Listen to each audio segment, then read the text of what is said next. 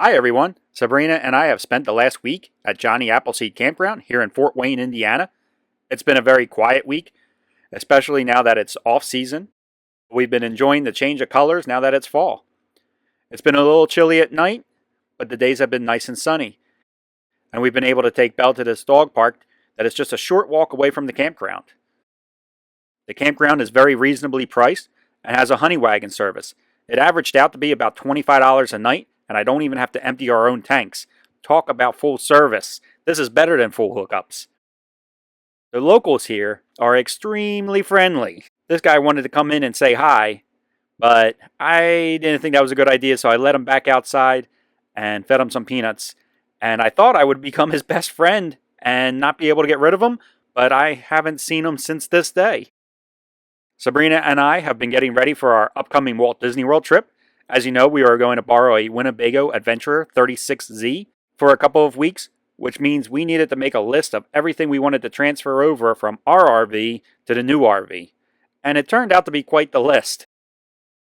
I have also been preparing the RV for its drive, and now with the days getting shorter, I wanted to put brighter headlights in for some of our nighttime driving and even some of the early morning driving. So I replaced our stock headlights with a set of LED lights from a company called M4.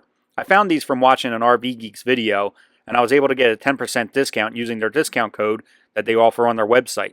These lights made a big difference, and we look forward to trying them out on the road. But as you can see in this photo here, it's a nice bright white color compared to our stock lights that had like a yellowish color to them.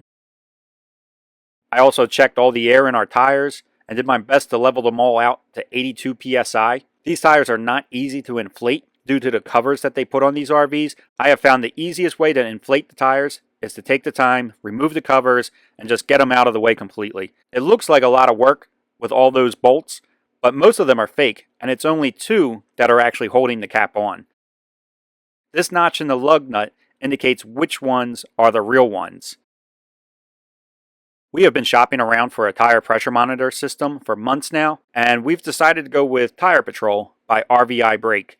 We already used their brake assist system, have loved it in our tow car, so it kind of just made sense for us to add on the Tire Patrol system, and it uses this 7-inch display screen which monitors our brake system in the car, and it will also now monitor all of our tire pressures.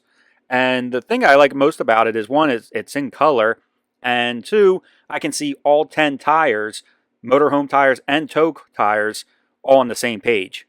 And that was a big selling point for me. Oh, I should probably also mention that we have no affiliation with M4 LED lights, and we have no affiliation with RVI Brake. It's just two products that we thought were a good fit for us. And we'll let you know how the lights work out and how the tire pressure monitoring system works. This drive will actually be a really good test, being that it's a 1,200-mile drive all in one shot. So we'll let you know by the end of the trip what we think of them so far. So that's where we're at right now. We just got some packing up to do, and then we're going to start heading down to Florida for our Walt Disney World trip. So stay tuned, and we will catch you next time. Thanks for watching, everybody. Bye.